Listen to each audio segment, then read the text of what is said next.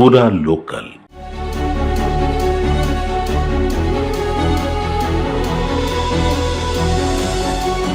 జూబ్లీహిల్స్ ఉప ఎన్నిక ఫలితాల కోసం అభ్యర్థులు, పార్టీలతో పాటు రాష్ట్ర ప్రజలంతా ఆసక్తిగా ఎదురుచూస్తున్నారు.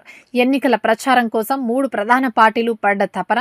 ఈ ఎన్నికను పార్టీలు ఎంత ప్రతిష్టాత్మకంగా తీసుకున్నాయో ప్రజలందరికీ తెలుసు. అందుకే ఇప్పుడు అందరిలోనూ ఆసక్తి మొదలైంది. ఈ మేరకు ఈవీఎంలు తరలించిన కోట్ల విజయభాస్కర్ రెడ్డి ఇండోర్ స్టేడియం చుట్టూ కేంద్ర బలగాలతో 3 అంచెల భద్రత ఏర్పాట్లు చేశారు. ఈ నెల 14న జరగనున్న ఓట్ల లెక్కింపుకు సంబంధించి అధికారులు అన్ని ఏర్పాట్లు పూర్తి చేస్తారు. ఉదయం 8 గంటలకు కౌంటింగ్ ప్రారంభం కానుండగా మధ్యాహ్నం 1 గంట వరకు లెక్కింపు పూర్తయ్యే అవకాశం ఉంది. అయితే కౌంటింగ్ మొదలైన గంటలోనే ట్రెండ్ తెలిసే అవకాశం ఉందని అధికారులు అంటున్నారు. మొత్తం 407 పోలింగ్ స్టేషన్లకు 42 టేబుల్స్ ఏర్పాటు చేశారు.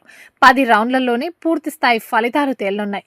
ఒక్కో టేబుల్ వద్ద 3 అధికారులు కౌంటింగ్ లో పాల్గొంటారు. అభ్యర్థులు వారి ఏజెంట్ల సమక్షంలో స్ట్రాంగ్ రూమ్ లో నుంచి ఈవీఎంలను తీసుకొచ్చి కౌంటింగ్ ప్రారంభిస్తారు. ఈ ఉప ఎన్నికలో పోస్టల్ బ్యాలెట్ ఓట్లు ఒక్కటి రాలేదు. దీంతో ముందుగా హోమ్ ఓటింగ్ ఓట్లు లెక్కిస్తారని తెలుస్తోంది.